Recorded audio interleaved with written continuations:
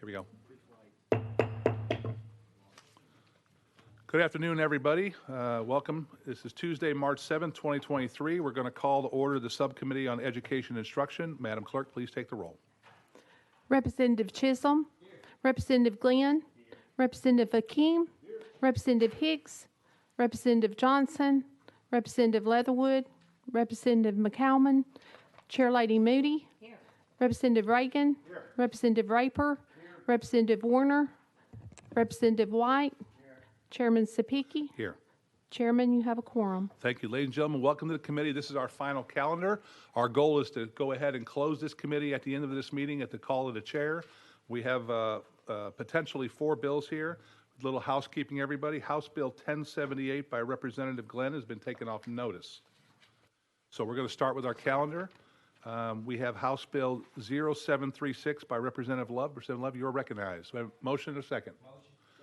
Okay, you are recognized. Go ahead. Do you have an amendment? No amendments, No correct? amendment. All right, go ahead. You present your bill, please. Thank you, Mr. Chairman. House Bill 736 is a relatively simple bill. Simply changes, let me get my notes here, I'm sorry. From urges to requires the Standards Recommendation Committee to include events of the Civil Rights Movement during the period from 1954 to 1968 in the committee's final recommendation of academic standards in the subject of social studies for students in grades 9 through 12. Members, you've heard the bill. Do you have any questions? Can you go into the detail a little bit of why you chose those dates as important to you? Yes, sir. So if you look at the social studies standards for the grades 9 through 12, there needs to, I think, be emphasis on the nonviolent teachings of Dr. M.L. King, Jr.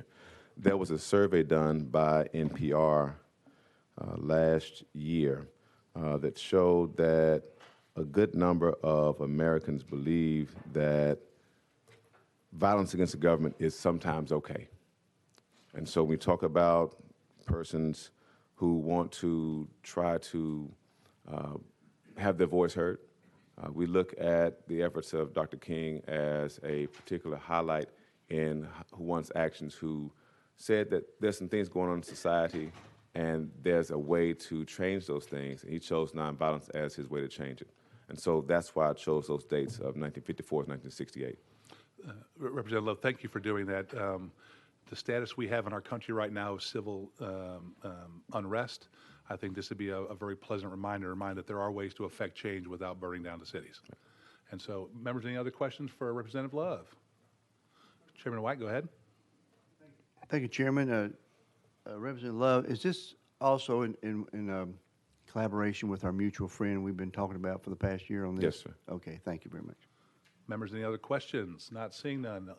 Any objection to voting? Don't see none. All those in favor of sending House Bill 736 to full education instruction say aye. Aye. Opposed? No. Ayes have it. You're on the full committee, sir. Thank you much. Thank you, Mr. Chairman and committee members. Next up, House Bill 1097 by Representative Parkinson. Representative Parkinson, you are recognized. Do I have a first and a second?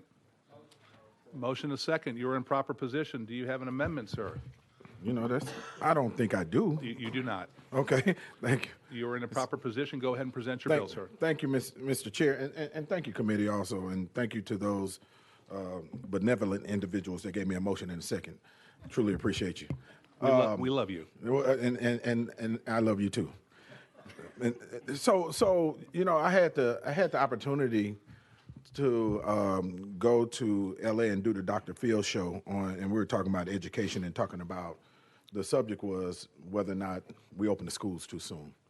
And you know, in that process of doing the Dr. Phil show, I met this young lady, Dr. Caprice. I always want to call her something else. I want to give her credit for this idea. Dr. Caprice Young. And she works in the LA County schools area, you know, with I think she does work with charter schools, or she may have a CMO or something like that. But she was telling me that they've created these schools for independent study for, you know, individuals that are working, or, you know, individuals that may have had children, or an individual that may be in the entertainment business and they're traveling a lot. And so they created opportunities for these individuals, this group of students, to be able to attend school built around their availability.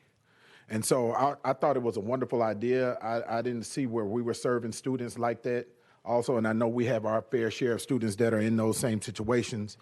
And that's what this bill does. It allows us to put another tool in the toolkit where we will be able to create schools for independent study where the hours can be shaped around non-traditional hours or non-traditional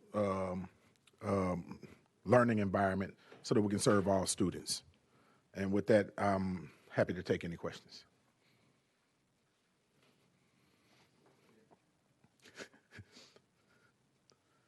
No questions?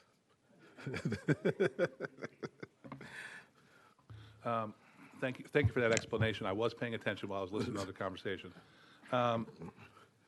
So can you get into a little bit of what your idea is for these independent studies, what they might entail in depth a little bit? So it could entail a mixture of all of our ways of teaching. So some of it would be some off-site learning. Some of it would be them. They would be, in all cases, they would be at some point required to come into the building and consult with a teacher or whoever it is that instructor is. But I think the biggest part of it is that it will be shaped around, hours that fit, what their life circumstances is at this moment. Okay, and just to make sure, we've already passed course access, we've already passed work-based learning. This doesn't affect that at all. Those are still independent from this, correct? Absolutely, it simply adds to, that's all. And then the last thing, and you and I have already spoken about this, I'd like to see some type of structure to this to make sure that we don't get some really crazy one-offs here. If this bill does move forward, which I'm probably anticipating it will, between now and the full committee, can you get with the State Board of Education and put some oversight in to make sure that if these independent studies are created, at least somebody at the state level knows what's going on to give them validity and protection as they move forward? Yes, sir, Mr. Chair, I was actually planning on getting with you and State Board to get that worked out. So I was kind of leaning on you a little bit more than I was myself, but I do it however we need to. We will work together. Thank you, sir. Members, Chairman Reagan, go ahead. Thank you, Mr. Chair, and to the sponsor. I just want to, for the record, make sure that there's no intent to reduce the standards or graduation requirements or any other academic rigor associated by changing this. Is that correct, sir? Let me go on the record and saying absolutely not. Thank you very much. Members, any other questions? Questions being called. Without objection to the question. All those in favor of sending House Bill 1097 to the full Education Instruction Committee with an amendment to come, say aye. Aye. All opposed, no. Ayes have it. We will see you with an amendment next week. Mr. Parkinson? Thank you. 1097. Thank you, Mr. Chair. And I never doubted your ability to multitask back there, so I know you were on top of it. Appreciate it. Thank you. Thank you, Thank guys. you very Appreciate much. You want to present from there, Chairman White? So we have House Bill next up, House Bill 782 by Chairman White. Need a motion and a second. Motion and a second. Chairman White, you are in proper position. You do not have an amendment yet, correct? That is correct. You want to talk about the proposed amendment you have coming? Yes, would you like me to describe the bill first? Please, if you would, sir. Okay. Committee, this is a bill that was brought to me by our Treasurer's Office, which I do like the concept of the bill very much. It says, the proposed legislation, and I'm going to read you what the bill, then I will tell you what the amendment says. But the proposed legislation will require each public elementary, middle school to schedule 5 days within the school year to highlight financial literacy concepts for at least one grade level.